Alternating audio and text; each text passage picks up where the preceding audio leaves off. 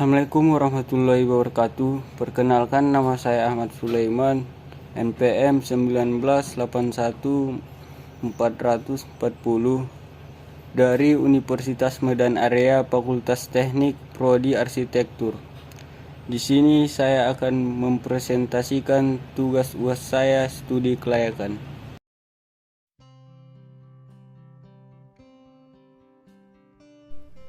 Analisa evaluasi kelayakan finansial pada pembangunan perumahan di Kabupaten Pati. Dalam perencanaan proyek perumahan, dalam ini akan dilakukan analisa aspek finansial dengan mengidentifikasi arus kas masuk atau pendapatan, arus kas keluar atau pengeluaran, perhitungan net present value atau NFP, payback period atau PP, dan internal rate of return atau IRR. Penyesuaian pembangunan keseluruhan proyek yang direncanakan sebesar 18%. Perhitungan aliran kas masuk dan aliran kas keluar digunakan untuk membuat cash flow proyek pembangunan perumahan.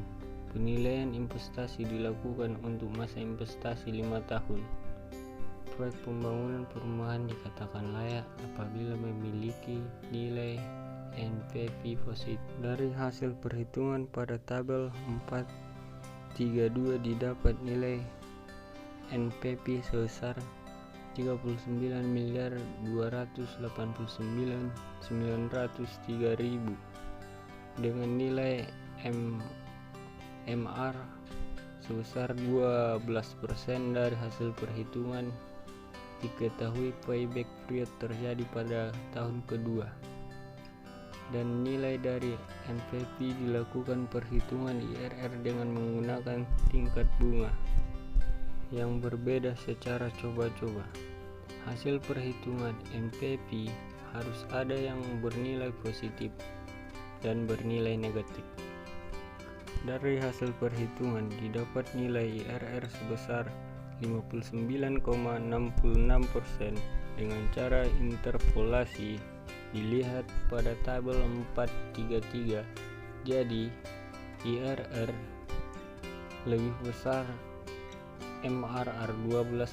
Dengan demikian investasi proyek perumahan di Kabupaten Pati layak untuk dilakukan. Berikut ini metode NPV dan IRR-nya.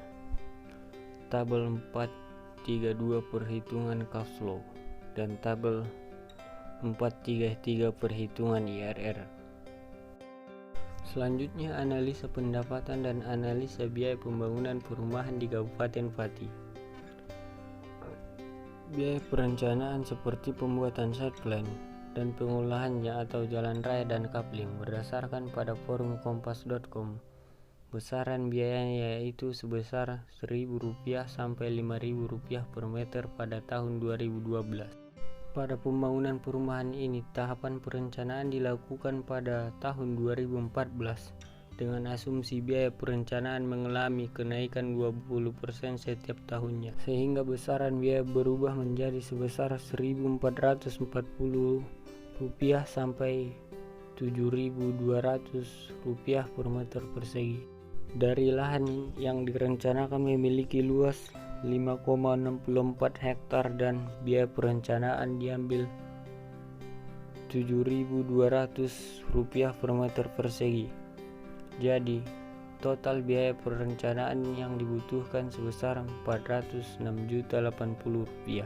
Sedangkan biaya perencanaan rencana anggaran biaya atau RAP unit rumah dalam forum kompas.com, besaran biaya yaitu Rp10.000 sampai Rp15.000 dengan asumsi kenaikan biaya perencanaannya mengalami kenaikan 20% setiap tahunnya.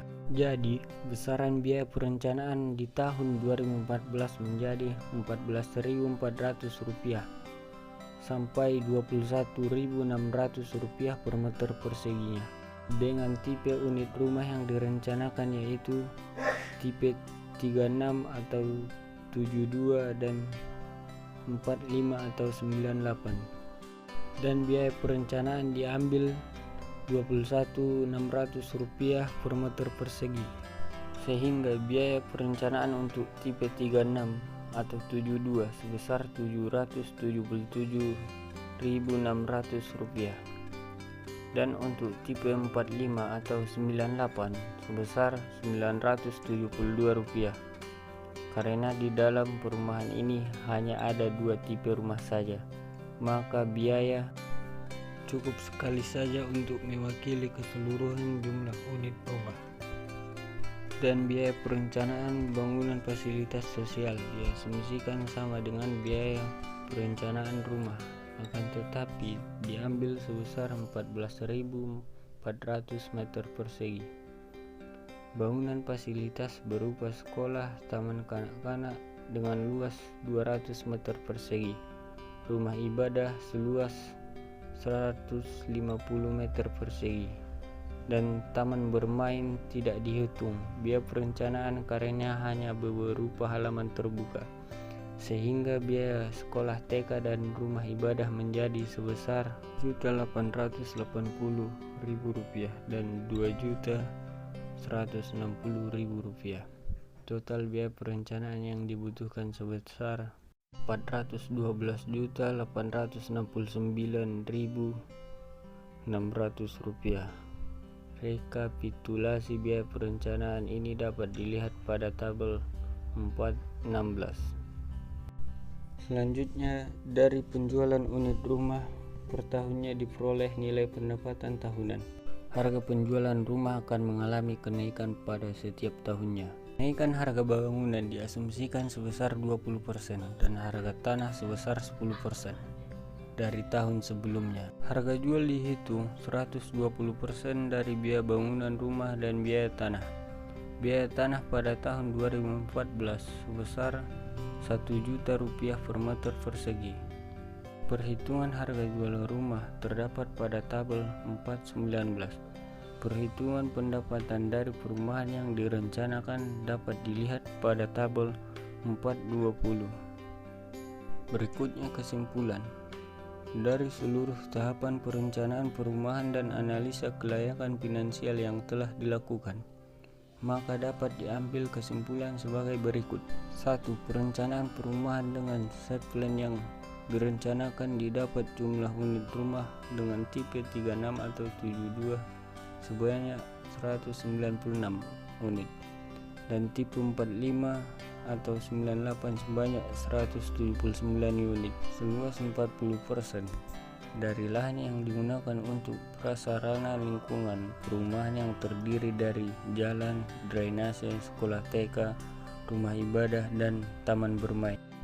Selanjutnya, nomor 2, dari analisa kelayakan finansial dengan MR 12%, proyek pembangunan perumahan dapat memberikan keuntungan nilai NPV sebesar Rp39.289.903.166.